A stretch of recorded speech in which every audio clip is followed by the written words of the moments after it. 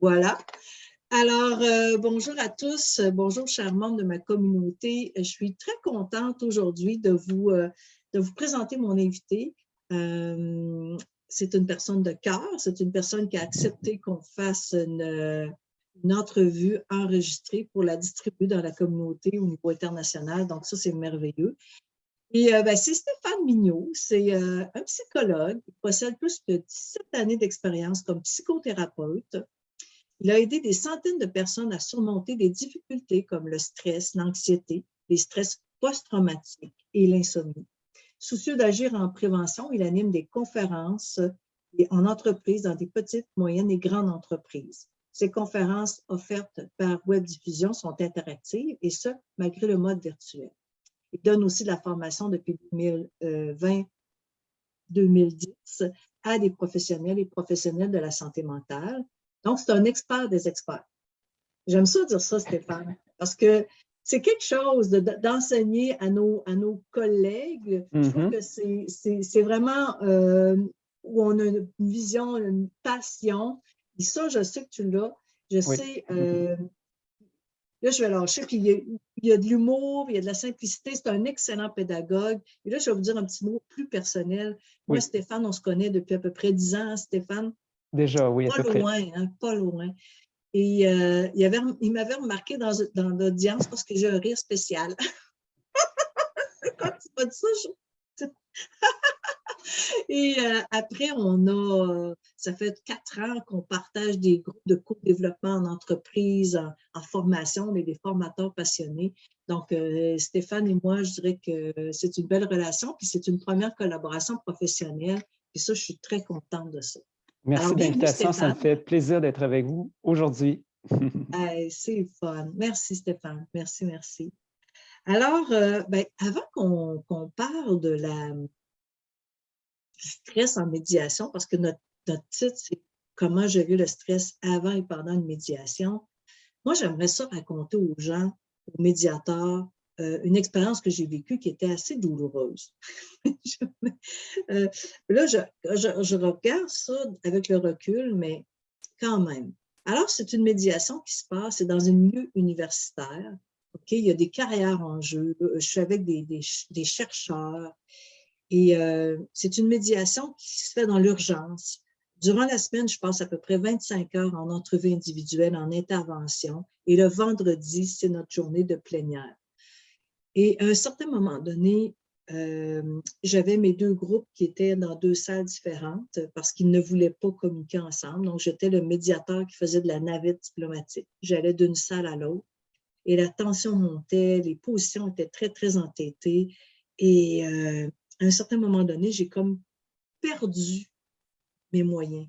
J'ai perdu comme accès à tout ça et j'ai senti le stress vraiment prendre possession de mon corps. Je ne sais pas si on peut dire ça, mais sincèrement, là, j'avais l'impression que je faisais juste éteindre des feux, que je n'avais plus mes paramètres. En tout cas, c'était très vraiment compliqué, difficile à gérer. Et ça finit dans une impasse. C'est ça, les médiateurs, on n'aime pas ça. Ça finit dans une impasse à 4h30, 5h de l'après-midi. Après ça, ça, c'était le vendredi. Le samedi matin, je me vois encore dans ma salle à dîner, dans ma cuisine. Je me mets à pleurer. Je suis comme démolie et je me dis, mais mon Dieu, qu'est-ce que j'aurais pu faire? J'essaie de revisiter tout ça. Et là, je me sens vraiment inadéquate et incompétente. Et je pense que j'avais trop eu de stress, je m'étais trop mis de pression et là, ça avait tombé. La bonne affaire, c'est que ça s'est terminé 2 semaines plus tard autrement et ça s'est réglé au final à l'amiable. Mais ça a été vraiment une expérience douloureuse. Et voilà.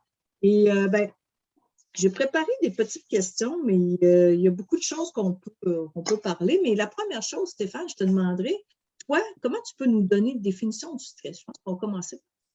Oui, si on veut garder ça simple, là, en fait, Oui. le stress, c'est une tentative de notre organisme de s'adapter à une menace réelle ou perçue. Dans le but, et l'objectif, c'est de rétablir notre équilibre et puis de faire face à la situation.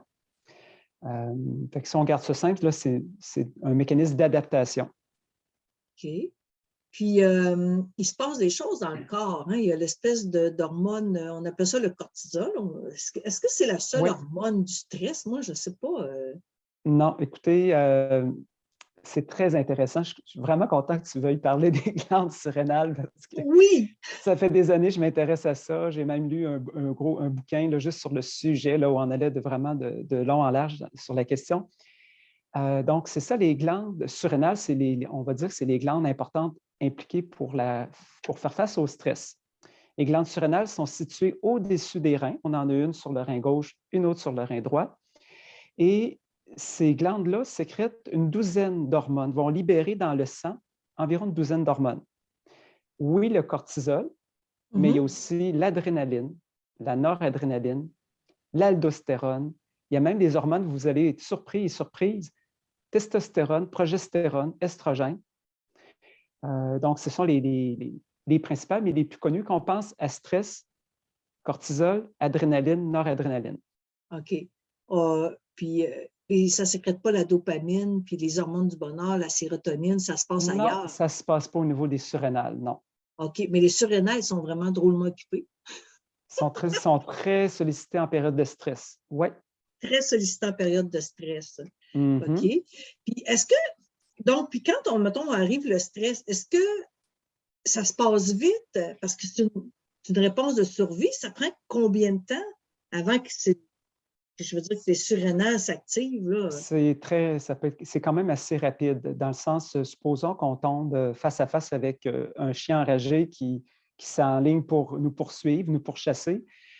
C'est pas très long que notre cerveau envoie des messages, à la fois par le système nerveux sympathique, par la voie nerveuse, va envoyer des messages, et par la voie sanguine, par des hormones. Et les premières hormones à être libérées, c'est adrénaline, noradrénaline. C'est comme si le cerveau passe par le système nerveux. Hein, vous savez, une connexion Internet comme là, nous, Oui. c'est très rapide. Hein? Ben, c'est la même C'est des chose. nanosecondes. C'est des C'est très nanosecondes. rapide. C'est des millisecondes. C'est vraiment C'est des rapide. millisecondes. Le Ah message oui. s'en va directement. Les surrénales vont libérer adrénaline, noradrénaline. Et une réponse un petit peu plus lente qui va venir renforcer l'action de l'adrénaline et de la noradrénaline. Là, c'est une hormone, la CTH, qui va être libérée dans le sang, qui va se rendre aux surrénales. Et là, les surrénales vont libérer du cortisol. OK, le cortisol vient Et un ouais, peu plus tard. OK. vient en après-coup pour aider pour la période de résistance. Quand le stress se prolonge, là c'est le cortisol qui va nous aider. Il va nous aider ou il va nous nuire? Nous aider à faire face à la situation, mais justement, c'est ça un peu, le cortisol a des effets quand même bénéfiques. En même temps, être sur le cortisol pendant une longue période, là, il peut y avoir des effets nocifs quand même. On ne peut pas être longtemps non plus sur le cortisol. On le voit, les gens qui sont sous stress pendant des jours, des semaines, des mois, à un moment donné, il y a une phase d'épuisement. OK, c'est ça qu'on appelle le burn-out, l'épuisement professionnel. Oui, on va appeler ça. C'est sûr que le terme burn-out n'existe pas dans le DSM-5, là, le fameux OK, catalogue des troubles mentaux, là, oui. mais dans le langage populaire, oui, le burn-out, ça peut être pour certains un épuisement qui résulte d'un stress prolongé. Ouais. Puis, donc ça va se déclencher, cette réponse de stress, ça va se déclencher face à une menace. Et tu parles d'un chien enragé, ça peut être un avocat enragé? Ça peut être un avocat enragé, ça peut être un patron qui est pas satisfait de notre travail, qui nous fait des Une reproches. partie ou un opposant qui est très en colère, puis qu'on le reçoit comme une menace. Il faut qu'on le reçoive comme une menace. Si moi, Oui, un avocat ou quelqu'un qui est vraiment en colère, je ne le reçois pas comme une menace, ça ne va pas déclencher ma non, réponse de stress. C'est exact. mon interprétation qui va faire ça. Ça a un gros impact, l'interprétation, oui. C'est ça. Puis, est-ce qu'il y a une différence? Parce que ça, c'est vraiment quelque chose qui m'intéresse entre Mm-hmm. l'anxiété et le stress. Oui, c'est une question que je me suis déjà posée dans le passé, que plusieurs se posent. Oui. Alors, le stress, il faut se dire, il y a une menace qui est réelle devant soi, une menace réelle. Exemple, bon, je ne sais pas, quelqu'un vous adresse, je sais pas, des reproches, n'est pas satisfait de votre travail. Donc, il y a comme une menace qui est là réelle. L'anxiété, je vous donne un exemple. Puis l'anxiété, ça peut être léger, modéré, intense, mais je vous donne un Oui, exemple oui. très, très personnel, là. J'anime une conférence. De mon point de vue, ça se déroule bien. C'est une conférence que j'ai animée souvent, tout ça. Les commentaires sont bons dans le chat. Et quelques minutes après la fin de la conférence que j'anime par Zoom, l'organisateur m'envoie un courriel et me dit « Est-ce que tu peux m'appeler dans 15 minutes? » OK. Il n'y a pas de menace réelle là, mais Non. dans mon petit cerveau, je me suis dit, tout d'un coup, qu'il n'a pas été content de la conférence, il y a quelque chose qu'il n'a pas aimé. Et là j'étais dans l'anticipation. Là, on va parler un peu plus d'anxiété. Quand on appréhende, on anticipe, on se fait des scénarios catastrophiques. Un scénario, puis c'est Oui, pas un beau scénario, là. non, non, exactement. Fait que j'étais Non. dans l'anticipation et finalement, je vous raconte finalement quel était l'objet de cet appel téléphonique-là. Et tout ce qu'il voulait savoir, c'est est-ce qu'il y a moyen d'avoir la liste des personnes qui ont assisté? Est-ce que le système Zoom est capable de générer la liste des Ah, noms? C'était juste ça. Et voilà. Fait que ça, c'est un petit exemple, mais ça, les oui. médiateurs, médiatrices peuvent le vivre avant une médiation, appréhender, Oui, craindre, s'imaginer que ça va mal tourner, imaginer le pire. oui, oui. Mais ça, quelque part, euh, même ça fait, moi, au-dessus de presque 22, 23 ans, je suis médiatrice, j'ai envie encore du stress. Malgré toute mon expérience, Mhm, je me prépare, mais tu sais, on ne sait jamais ce qui va se passer en médiation. C'est comme vous autres, les thérapeutes aussi, vous ne savez mhm. pas là, ce qui va arriver. Et j'en vis un stress. Donc, Oui. quand même, c'est quand même impossible de ne pas vivre du stress. Ouais, ça serait plutôt impossible parce que ça me donne l'occasion d'introduire le fameux Ouais. acronyme CINE. Est-ce que tu en as entendu parler, Oui, Céline? bien sûr, avec Donc, Sonia Dupien. c'est ça, une chercheuse québécoise, elle est neuroscientifique, elle s'intéresse à la physiologie, au stress, hein, aux Oui. différentes facettes du stress. Puis elle a un super acronyme qu'elle présente, c'est l'acronyme CINE, qui fait référence à ce qui peut déclencher du stress, en fait. Alors, CINE, pour ceux qui ne le connaissent pas, c'est pour faible contrôle. Mhm. Si on a l'impression qu'on n'a pas beaucoup de contrôle sur la situation, ça peut être générateur de stress. Exact, exact. Alors, en médiation, vous n'avez pas toujours le contrôle sur les réactions Non, de tous et chacun. non. Mais elle parle aussi, Sonia Dupien, du bon stress. Il y a Oui. du bon stress. Son livre, ça s'appelle, pour les gens de l'Europe qui ne la connaissaient pas, ça s'appelle Par amour du stress. Fait qu'elle Mhm. parle quand même de ce bon stress. Puis des fois, on entend les comédiens qui disent Oui. il faut que tu sois stressé un peu. Hein, ils disent Oui. ça. Oui, oui, c'est bon. C'est quand même bon le stress dans le sens que ça suit un peu comme une courbe un peu en forme de cloche. C'est-à-dire, si on n'a pas, tiens, je vais me permettre une métaphore, là. Si Oui, mon niveau de stress est très, très faible, ça ne va pas mobiliser toutes mes ressources, mon énergie, ma concentration. Tu sais, exemple, supposons qu'on a plein de temps pour réaliser une tâche, tu sais, on y va mollo, on n'est pas tant performant, là, pas tant. non, Alors, non. avec un stress modéré, là, oh, là, tout d'un coup, notre cerveau est en éveil, la vigilance, ça fonctionne plus vite dans notre tête, tout ça. C'est intéressant. Mais là, si le stress devient trop intense, là, on voit une diminution de la performance.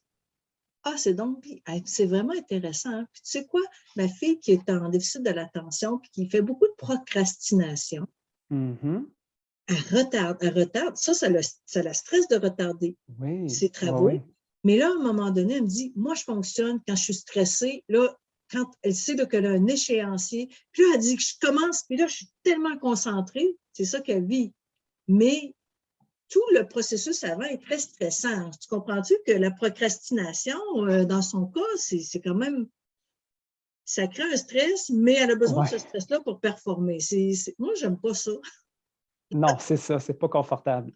Personnellement, je Hmm. suis pas du genre à procrastiner, donc je pense que je m'évite une certaine forme de stress. Mais je Oui, comprends que le stress, c'est une bonne chose. Dans le ben fond, oui. là où on arrive, où c'est moins payant, c'est quand c'est trop stressant. Et c'est ça le problème. Là, je regarde ma feuille parce que j'avais prévu des questions. Et Oui.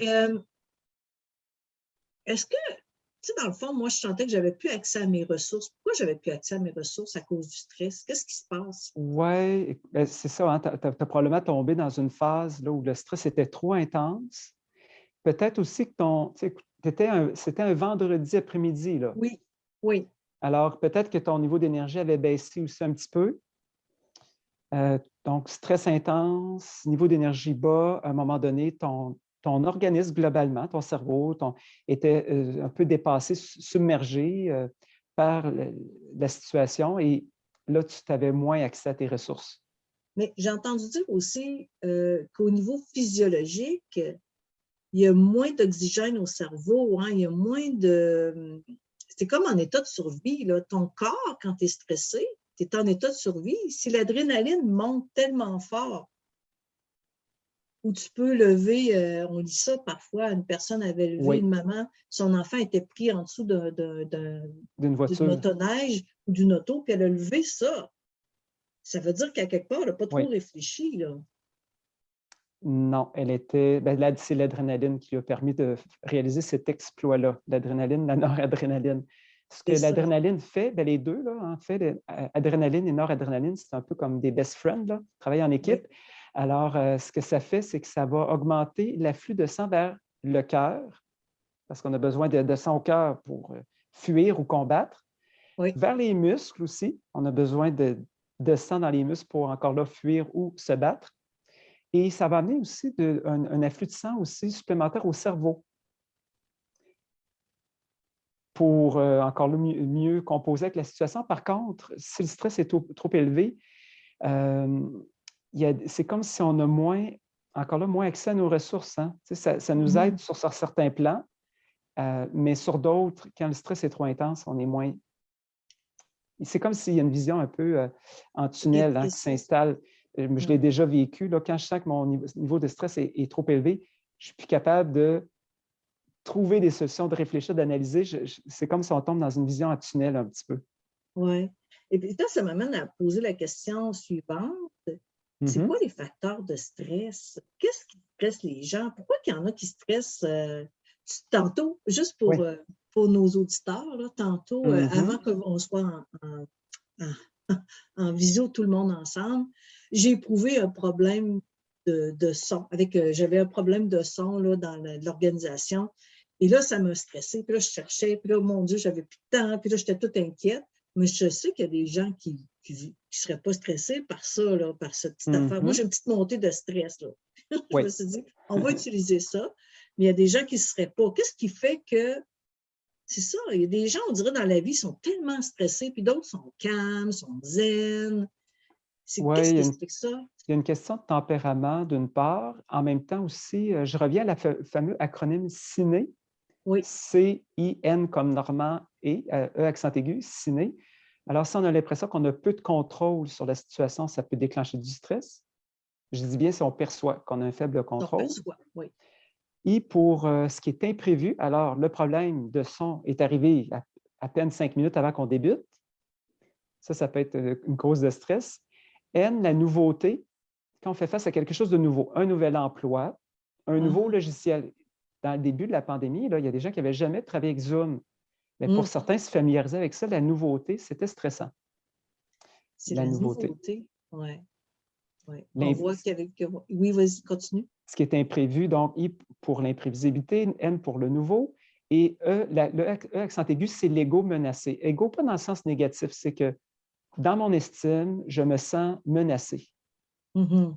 Euh, Exemple, je fais référence à la pandémie, là, les gens se retrouvent en télétravail et essaient de bien performer, essaient de bien prendre soin des enfants, de les accompagner dans leurs devoirs, de bien faire les tâches domestiques. Alors, écoutez, ouf, quelle pression. Et là, pour certains travailleurs, il pouvait, pour certains, y avoir la peur de ne pas être à la hauteur, de ne pas répondre aux standards, de ne pas être à la hauteur comme travailleurs, travailleuses, comme parents, comme conjoints, conjointes. Alors, l'ego qui peut se percevoir menacé. Oui, c'est ça. Euh, donc, si une personne a un ego, qu'est-ce qui va être aidant? C'est quand tu peux avoir du contrôle, Oui, quand tu voir peux... comment on peut se donner du contrôle sur une situation. Puis la nouveauté, ben, il faut l'apprivoiser, on n'a comme pas le choix. Moi, je me souviens, mes premières formations, mes premiers Zooms, mes premières médiations en Zoom, c'est une phase inconfortable, mais pour dépasser ça, il faut toujours que tu acceptes de dire, ben, je vais foncer dans la nouveauté. Exactement. Accepter l'inconfort de la nouveauté. L'inconfort de la nouveauté. Mais au niveau de l'ego, c'est de s'il y a des recadrer. personnes, ouais. C'est de Mais s'il y a des recadrer. personnes qui ont un ego fragile ou qui se sentent tout le temps menacées ou qui ne sont pas à la hauteur ou qui sont, je ne sais pas comment tu pourrais m'expliquer ça comme psychologue, qu'il y a des personnes qui sont sûrement comme plus facile pour eux d'être stressés à cause de leur ego. C'est quoi qu'il y aurait dans l'ego qui ferait ça? En fait, ben, ça peut dépendre de, si on fait référence à l'ego menacé, ça dépend de l'historique aussi de la personne. Est-ce que son histoire de vie, ses expériences l'ont aidé à développer une bonne estime d'elle-même ou son estime a été fragilisée à plusieurs moments? Et pour elle, ça va être son talon d'Achille, c'est ça l'expression. Les situations qui vont menacer son ego vont être beaucoup plus générateurs de stress. Pour d'autres, comme explique Sonia Lupien, il y a des gens que leur partie faible, c'est ça. Dès qu'ils sentent qu'ils ne sont pas en contrôle, c'est plus stressant pour eux. C'est ça leur partie plus sensible. Pour d'autres, c'est ce qui est imprévu. Je vous donne un exemple. Imaginons une dame, ça m'a déjà été raconté, des imprévus, plein d'imprévus dans la semaine, 3 de ses clients qui annulent dans la même journée. Ensuite, elle faisait affaire avec un professionnel qui est tombé en congé de maladie, est obligée de changer de professionnel, mais elle venait de développer un lien de confiance avec ce professionnel-là, donc change de professionnel. Beaucoup d'imprévus dans la même semaine, et là, elle était stressée, puis même anxieuse, là, parce que ça faisait beaucoup dans la même semaine d'imprévus. Beaucoup d'imprévus. Fait que pour elle, les imprévus, là, c'est comme son point faible, si on veut. Là. OK. Mais je retiens l'estime de soi, la confiance en soi. Avoir confiance en soi, avoir une bonne estime de soi, ça doit être sûrement des pare-feux au stress, en fin de compte, parce que quand tu as ça à l'intérieur de toi, c'est ça. Puis tu sais, on est 2 conférenciers, on fait des conférences, on le sait, hein, on arrive devant un groupe, on ne sait jamais à qui on a affaire, mais on a de l'expérience, on a une bonne confiance en nous.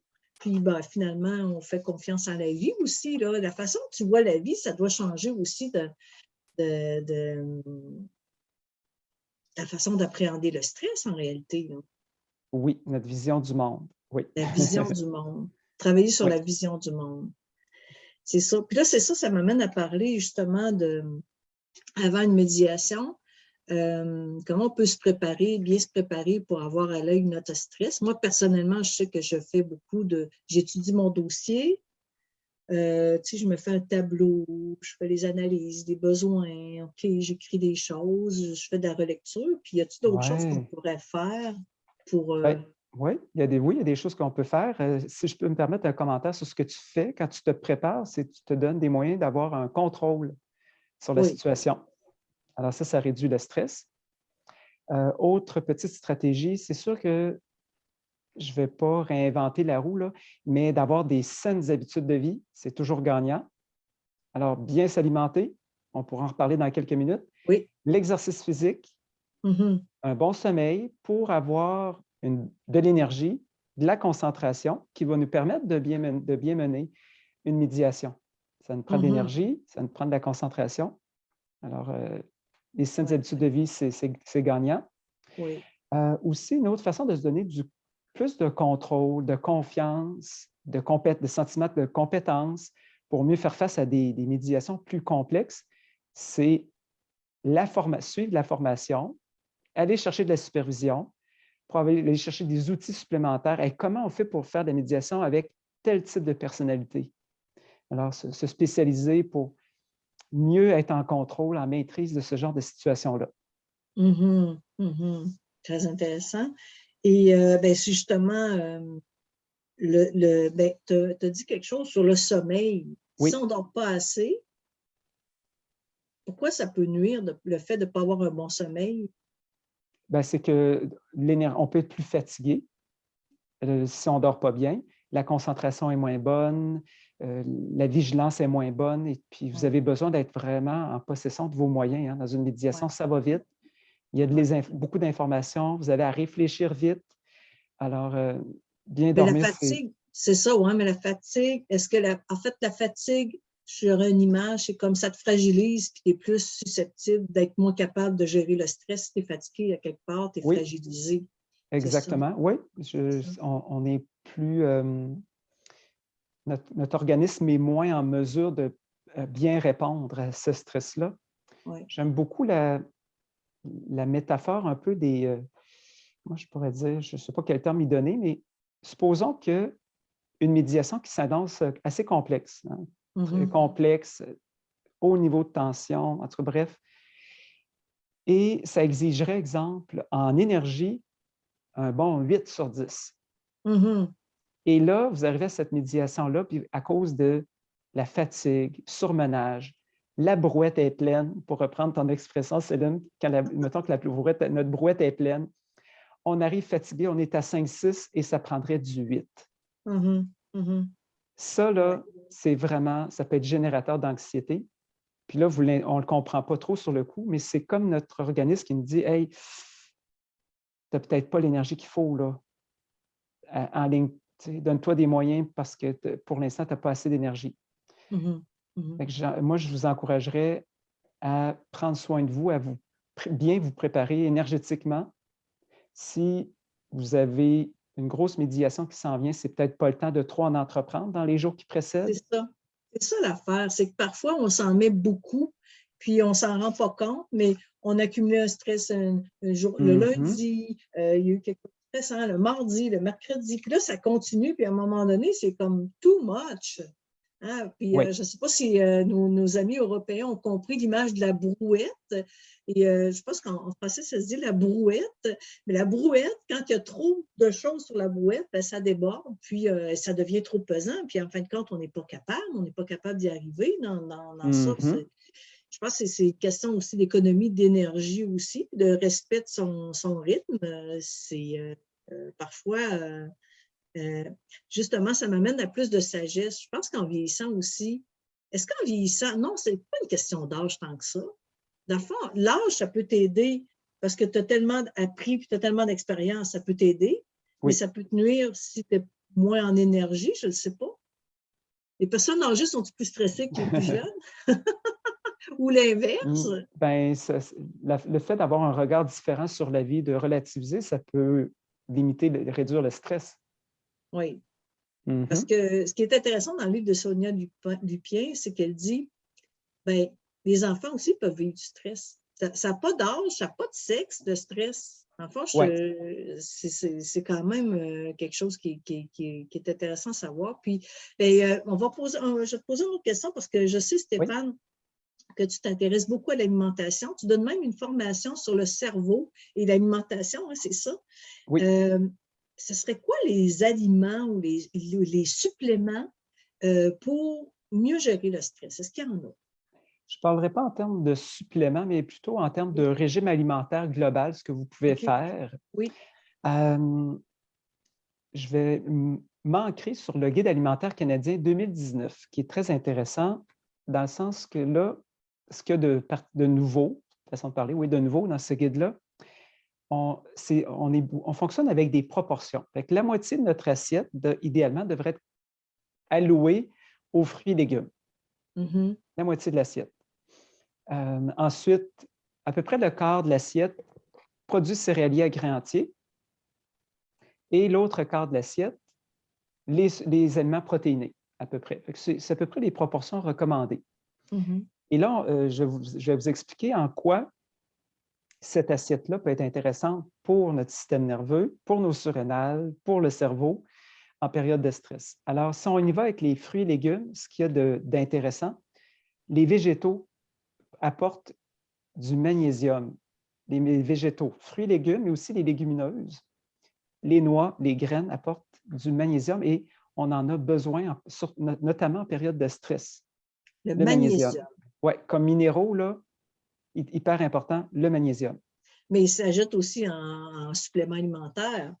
Toi, Oui, toi, tu exact. recommandes plus l'assiette, mais je veux dire, Oui, j'ose pas trop m'avancer là, sur non, non, les suppléments, mais en tout cas, oui, OK. vous le gardez en tête. Magnésium. On Le retient le magnésium, magnésium. qu'on Oui, trouve dans les végétaux principalement, fruits et oui. légumes, mais aussi dans certains aliments protéinés comme les légumineuses et les noix. Mhm.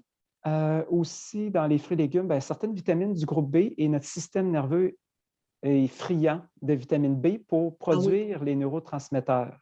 Ah, OK. Notre cerveau, là, je veux dire, les neurotransmetteurs, la noradrénaline, sérotonine, le GABA, etc., ça ne sort pas de nulle part. Ça prend des matériaux de construction que sont les acides aminés qui viennent des protéines. Et OK. pour fabriquer ça, nos enzymes ont besoin de certaines vitamines pour fabriquer les neurotransmetteurs et beaucoup de vitamines qu'on voit souvent dans la cascade de réactions chimiques. Souvent, ce qu'on voit, c'est les vitamines du groupe B, comme la OK. vitamine B6, la B9 pour la synthèse des neurotransmetteurs. Puis nos glandes surrénales, elles ont besoin de vitamine B5. OK. La B5. Oui. Mais bref, si on veut garder ça simple, retenez vitamines du groupe B, important pour notre système nerveux. On en trouve dans les fruits et légumes. On en trouve dans les produits céréaliers à grains entiers, qui apportent quand même une bonne variété de vitamines du groupe B. Puis aussi dans certains aliments protéinés, dans les légumineuses, le foie, les rognons, qui ne sont pas très populaires. Foie et Ah, rognons. c'est la Pas... seule chose que je ne suis pas capable de manger, c'est le foie. J'ai jamais été Ouais, capable. non, Les c'est ça, c'est rognons, non. C'est pas moins très populaire. populaire peut-être au Québec. Hein? C'est le genre de nourriture qu'on aime moins au Québec. Peut-être en Europe, je sais, parfois, la cuisine française ont plus j'ai réussi à faire des belles recettes avec ça, mais nous, au Québec, c'est moins populaire. Les rognons, là, même qu'on n'en trouve presque pas dans les épiceries. Hein? Je ne sais pas si tu as déjà Non, remarqué, on ne trouve presque pas ça.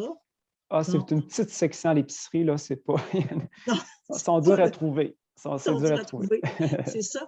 Les oméga 3, Les c'est-tu bon? oméga-3 pour une bonne neurotransmission, là, quand même, oui. Puis on recommande à peu près 2 repas de poisson gras par semaine. OK.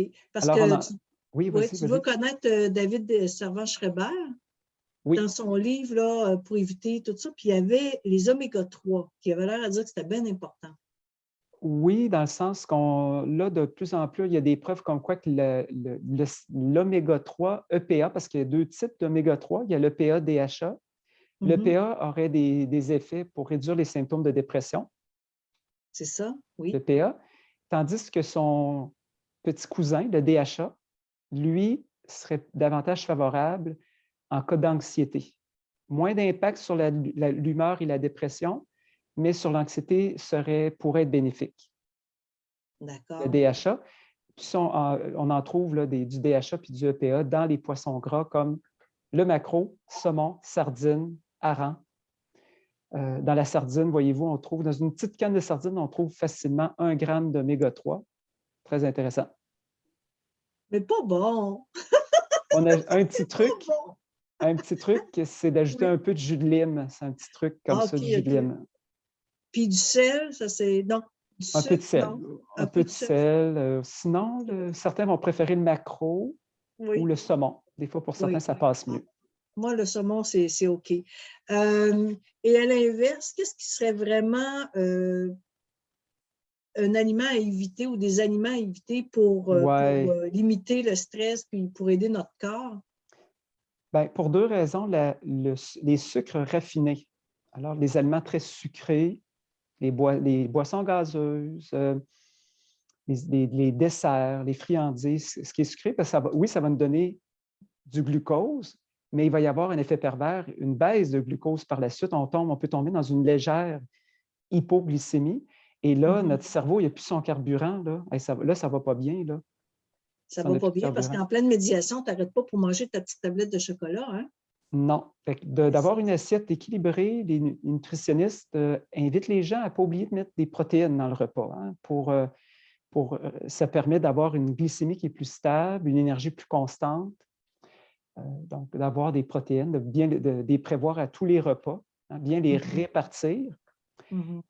Puis aussi, il ne faut pas oublier en passant, si on tombe dans un état d'hypoglycémie, ce n'est pas tout le monde qui tombe dans l'hypoglycémie, mais une vraie hypoglycémie, c'est un stress pour l'organisme et les surrénales sont obligés de travailler pour essayer de rétablir la glycémie.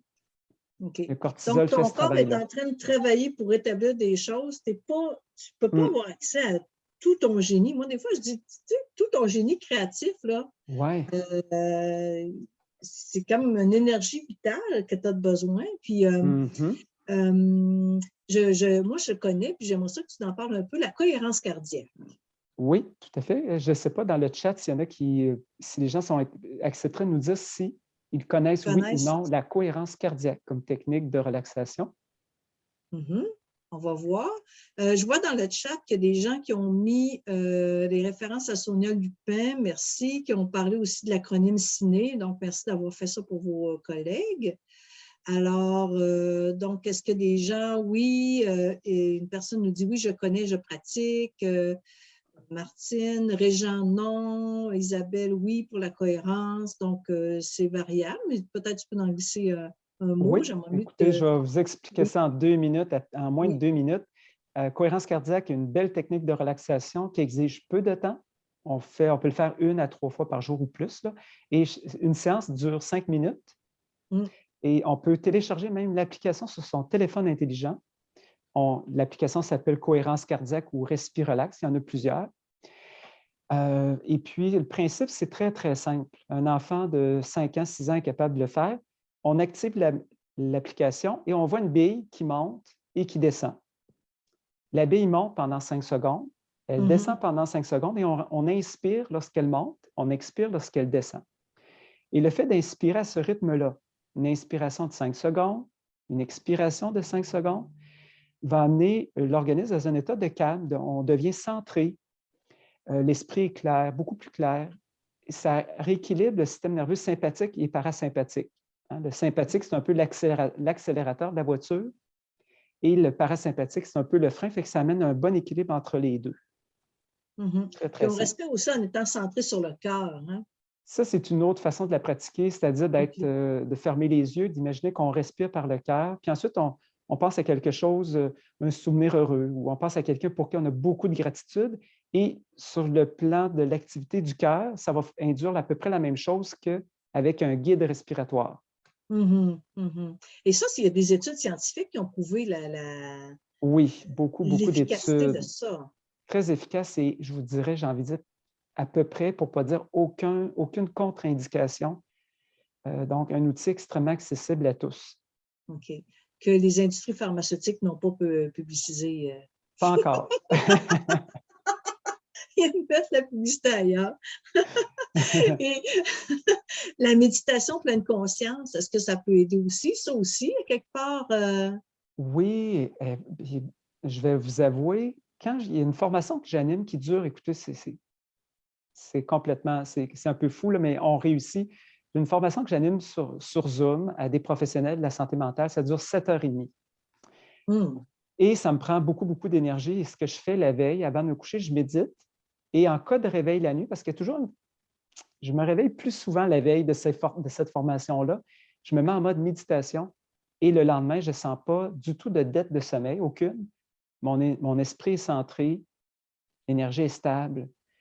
Je finis la journée de formation à 5 heures, il me reste encore de l'énergie, je ne suis pas fatigué. C'est vraiment, puis je l'ai expérimenté souvent, je suis vraiment très agréablement surpris des bénéfices de la méditation. Ça, c'est une autre bonne façon d'arriver comme en possession de nos moyens, de faire une petite méditation quelques minutes ou quelques heures avant une médiation. Oui, c'est ça, méditation. C'est drôle parce que souvent, des clients nous disent « Oh, ben là, je m'en vais en méditation. » Non, médiation, puis des fois, ça arrive, ces deux termes qui sont très proches.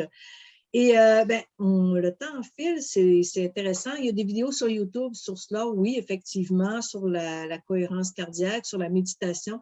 Méditation pleine conscience, moi, je veux juste rajouter que dans le fond, c'est pas d'être gourou puis d'être dans la grande spiritualité. C'est d'ailleurs très prouvé. Il y a Christophe André qui a écrit beaucoup de choses là-dessus.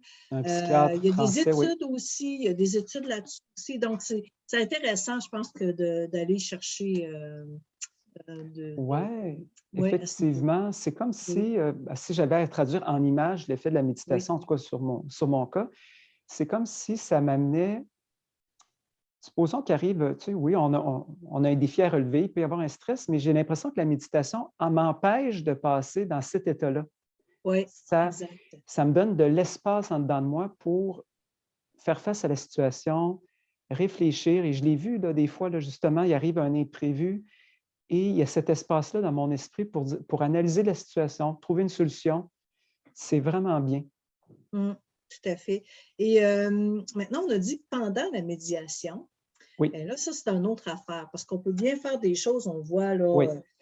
l'hygiène de vie, l'alimentation, la préparation, tout ça, mais pendant la médiation, parfois, on est drôlement surpris, là. Des fois, Mhm, c'est- je compare ça à la médiation parfois à un sport extrême.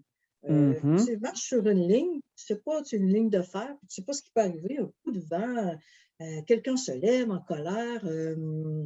Y a-t-il des trucs minutes pour faire descendre le stress?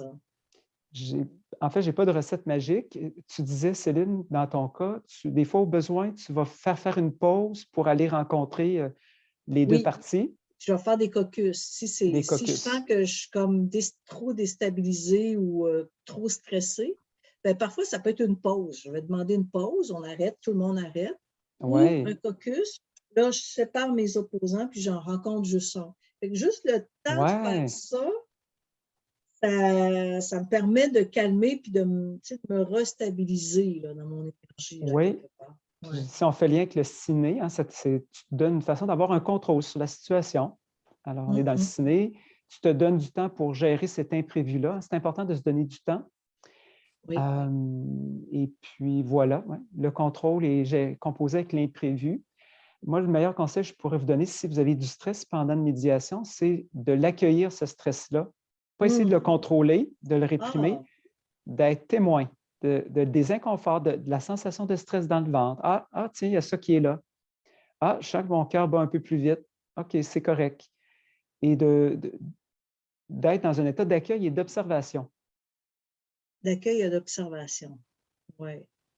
Oui, de faire preuve être fluide dans tout ça. Parce que plus vous allez essayer de contrôler, ça risque d'être contre-productif. Ça va faire un combat interne. Oui, J'essaie de c'est ça. contrôler, Vous allez c'est ça. dépenser beaucoup d'énergie à contrôler ça, alors que aussi bien d'être dans un état d'ouverture et de tolérer cet inconfort-là. Mhm. Les respirations aussi rapides, ben, pas rapides, mais des fois, moi, je sais pas, mais respirer par le nez, là, tu sais, prendre une bonne. Oui, respirer Ça par le paraît pas, là. nez, une respiration abdominale, parce que quand on est stressé, on respire plus du thorax. Quand on est OK. détendu, c'est plus le ventre. Fait que essayer de volontairement, délibérément, inspirer et gonfler le ventre. Ça paraît pas, là, la table est là. Non, ça ne Ça paraît pas. paraîtra pas. Ça peut ne pas paraître. Ça peut ne pas paraître. Ça serait peut-être quelque chose à pratiquer avant, là, se pratiquer dans les respirations abdominales. Je regarde, j'avais-tu d'autres questions? Ben, peut-être que les gens pourraient nous écrire si vous avez des trucs minutes, là, vous êtes en Oui. médiation, puis si vous avez des trucs minutes à nous suggérer dans la discussion, peut-être les écrire, qu'on les lise, si vous avez quelque chose, des perles à partager, ce serait intéressant. Et j'aurais un point Oui, vas-y. à rappeler aussi pour les gens qui se mettent beaucoup de pression quant à la réussite de la médiation. Hein. Oui, Ça peut être générateur de stress. Hein. On se met des standards, on ne veut pas décevoir, on veut que tout le monde soit content, tout ça. Alors, de recadrer le tout, c'est une bonne chose et de se rappeler, vous, tout comme moi, comme psychologue, on a une obligation de moyens, mais on n'a pas d'obligation de résultat. hmm, Oui, on aimerait donc ça que ça soit fructueux, que tout le monde soit content. En même temps, on n'est pas la seule variable dans l'équation. Il y a beaucoup d'autres variables qui vont jouer, qui vont faire que si ça va fonctionner ou pas. Hein. On est des facilitateurs, mais on ne fait pas de la magie. c'est ça, c'est ça. Et là, ça, c'est dans la vision du rôle, dans le fond. Oui. Je Mhm. pense que j'aimerais ça parler de croyance aidante, de vision aidante, Mhm. et de dire, ben, les partis ont leurs responsabilités et tout ne m'appartient pas. Parce que j'ai l'impression que parfois, puis je regarde, tu parlais en temps de pandémie, puis des parents qui s'en mettent beaucoup sur le dos, puis tu sais, Mhm. tout ça, là, parfois on s'en met plus sur le dos qu'il nous est demandé. Tout à fait. Hein? Tout à fait. Et de se dire, je vais faire de mon mieux. C'est ça, c'est ça. Parce que les personnes, je dis souvent aux médiateurs que je forme, mais vous savez, les gens savent que notre travail n'est pas facile. Ils ne nous demandent pas l'impossible. Puis donc, Mm. d'accepter ça aussi, là, que les gens peuvent bien voir, peuvent nous laisser. On n'est pas obligé d'être parfait dans la vie. Hein? Les Exact. perfectionnistes sont-ils des gens plus stressés que d'autres? Moi, je trouve que oui, ils sont plus à risque aussi d'épuisement. Ben C'est oui, ça. ils se mettent la barre haute. Hein? Alors, le défi pour eux, c'est de baisser un petit peu la barre. Ça ne veut pas dire d'être nonchalant ou nonchalante et négligé, là, mais de baisser un petit peu la barre pour se mettre moins de pression. Et Oui. des fois, ça peut être nécessaire de consulter parce que ce perfectionnisme-là, il ne sort pas de nulle part. Là. Des fois, il y a eu des choses qui se sont produites dans l'histoire de vie, puis des croyances qui se sont enregistrées. Alors, des fois, on a besoin d'aller travailler ces croyances sous-jacentes-là. Mhm. Ah, c'est intéressant. Mais écoute, je pense qu'on a fait vraiment le tour de mes questions que j'avais. Je ne sais pas si tu as d'autres choses à quoi tu penses. Est-ce qu'il y a des gens qui voudraient poser des questions dans le chat? Il y a une personne qui nous dit, oui, pendant la médiation, faire silence, ne serait-ce que 10 secondes en fermant les yeux et en respiration abdominale. Donc, elle avait déjà cette truc-là. Et ben, j'aimerais ça, Stéphane, que tu nous dises Oui, qu'est-ce que tu fais comme conférence, qu'est-ce que tu offres sur le web, tout ça, là, parce que là, on a comme couvert le sujet, mais si oui. les gens Ben, seraient intéressés. les conférences sont toutes animées par, ben, soit en salle quand c'est possible, là, ça le devient de Oui. plus en plus, ou par web diffusion en direct, par exemple Zoom ou Teams. Et je couvre toutes sortes de sujets, le sommeil. J'ai Mhm, une conférence très, très populaire, faire son bilan de santé émotionnelle. mhm, Ensuite, conférence sur les types de personnalités, hein, oui. les extravertis, les gens introvertis, comment mieux communiquer avec l'un et l'autre.